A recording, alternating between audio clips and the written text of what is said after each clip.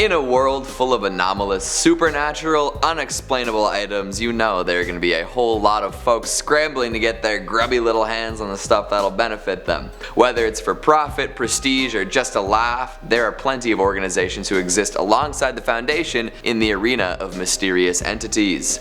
Sometimes they work together, sometimes they compete, sometimes it's just a coincidence that they're in the same room at the same time. Whatever might be happening, you can be sure of one thing: it's gonna be scary. Firstly, because of the often dangerous anomalies involved, and secondly because most of the folks who decide to take up a career in paranormal management are pretty twisted to begin with. You don't have too many regular Joes leaving their family home in the morning to go and overthrow governments with the power of weaponized supernatural objects. Of course, the Foundation is also pretty scary. Just think about D-Class and pray to whatever you believe in that you don't end up there one day. Thankfully, the Foundation is pretty squarely on the side of benefiting humanity and keeping everything safe. That can't be said about too many other organizations on the list today. Hello horror heads, and welcome back to the scariest channel on YouTube, Top 5 Scary Videos. I'm your horror host Keegan Hughes, and today we are counting down the biggest and baddest of all the underground alliances in the SCP universe. It's time for the top 5 scary SCP Secret Societies. Before we get started, make sure to give this video a big thumbs up and subscribe for more SCP Wiki wickedness. Outstanding, let's begin. Kicking us off at number 5, we've got the Global Occult Coalition.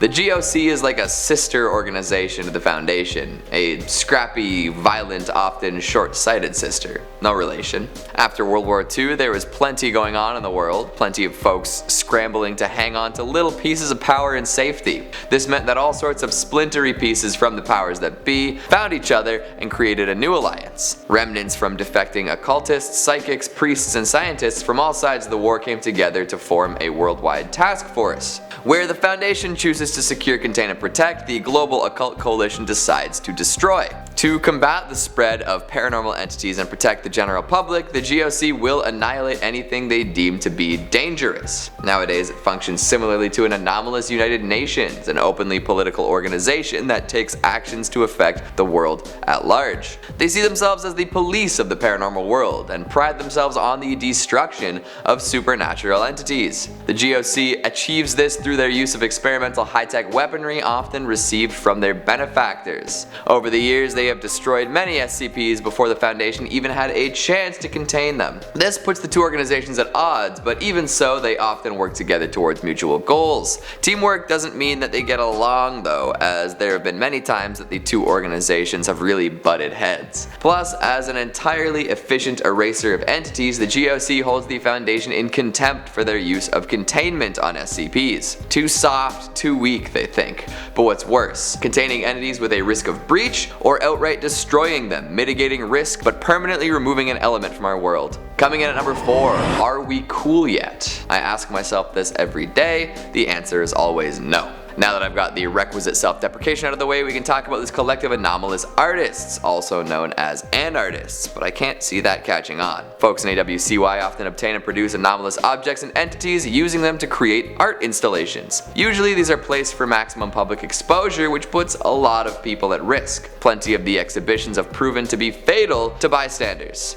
God damn it, Banksy. Wherever they go, they will leave the phrase, "Are we cool yet?" somewhere in some form. Keep an eye open for that if you value your life more than street art. With no real central structure to their society, they rely on independent cells to get things going. Artists tend to work independently. They don't want people breathing down their necks unless forced to do so otherwise. This led to plenty of offshoots and lots of artists making art revolving around anomalous objects, beings, and phenomena. Because of the lack of structure, there isn't a real way to describe the whole of AWCY. However, with members of the public often falling victim to their artwork, the movement has often been labeled as a bunch of art terrorists, placing anomalous art in random galleries, creating public pieces, even splintering off further and having anomalous memes made. It's too easy to stumble across a piece of this paranormal pastiche, so be careful out there.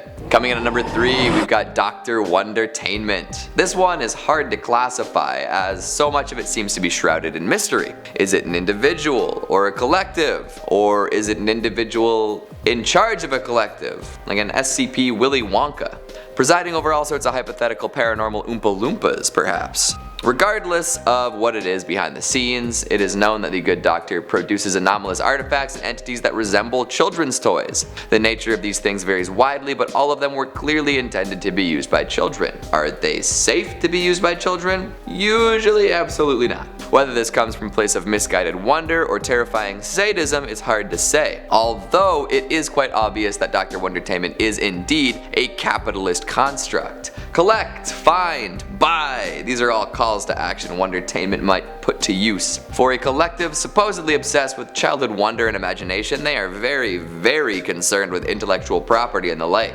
You gotta make money somewhere, I guess. From collectible human beings with strange anomalous qualities, to masks that make anomalies turn into human children, there's all sorts of weird and wacky stuff going on here, from heartwarming to horrifying. Also, there's a potential connection to the O5 Council and the Scarlet King depending on your headcanon.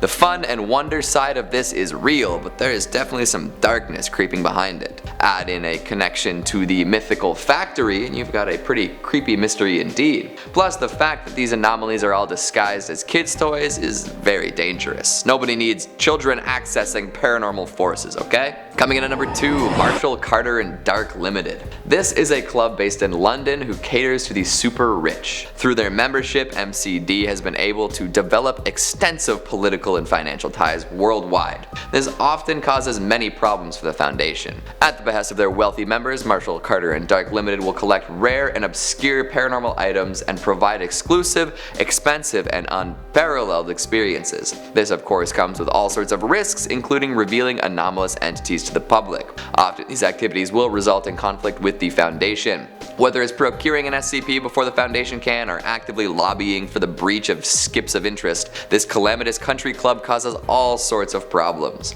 They're not known for use of force though, no. Not when financial and political pressure will do.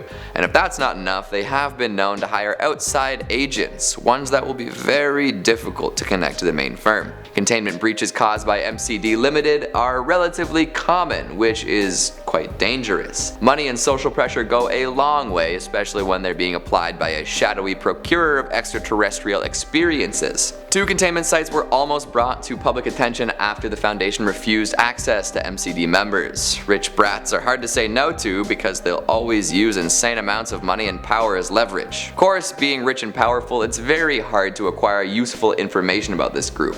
Agents who run into members of the group are advised to maintain their cover story and not reveal Foundation ties or SCP info. Who knows what they would do or pay to get their hands on information.